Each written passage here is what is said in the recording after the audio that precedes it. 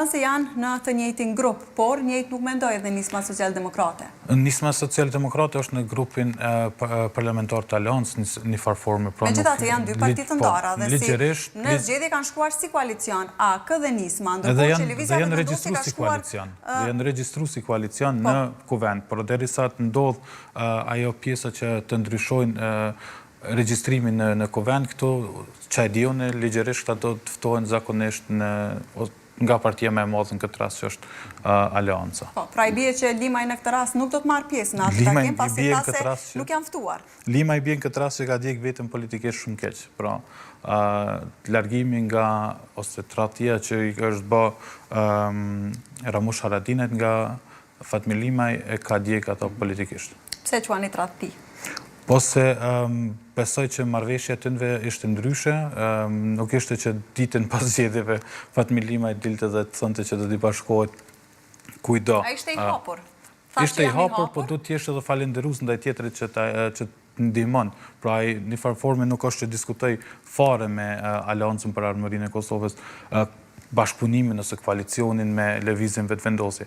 Në këtë formë, por kur ti nuk e diskuton dhe nuk e merë qoftë miratimin ose qoftë vetëm aprovimin, qa do koftë ajo, një farforme është tradhti. Në sytë e mi, kështu e shoh.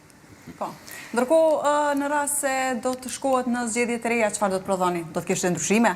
Apo qytetarët do të vendosni njëjtë edhe pjesëmarrja në zgjedhje do të ishte e njëjtë?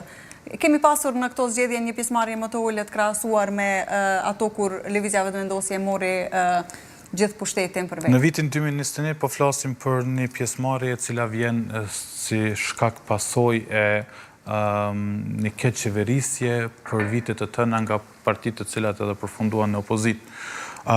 Kjo ishte qeveria Kurti 2, ishte qeveria e shpresës, po vinte si qeveria e cila do të lufton të korrupsionin, nepotizmin dhe gjithë ato që mbo Kosovës, dhe për atë arsye dhe populli në farforme masifikisht tentoi ta bënte ndryshimin i cili rezultoi fatkeqësisht jo si një ndryshim pozitiv për neve si popull i Republikës Kosovës.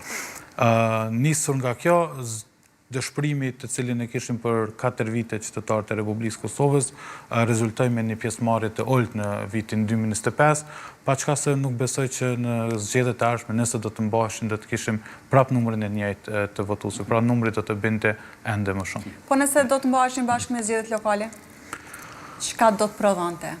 Shko, paka shumë Albin Kurti mundet me lujtë edhe këtë lojën për shkak të masës, një farforme t'i dërgojë zgjedhjet edhe në vjesht për të marrë një shumicë më të madhe të masës në zgjedhje, ose për dalë më shumë njerëz në zgjedhje. Po unë po besoj që vetë vendosës i konvenon numër më i vogël ose i daljes në zgjedhje. Pasi që në farforme do të ishte prafërsisht prap të 40% të cilin e ka marrë. Në fakt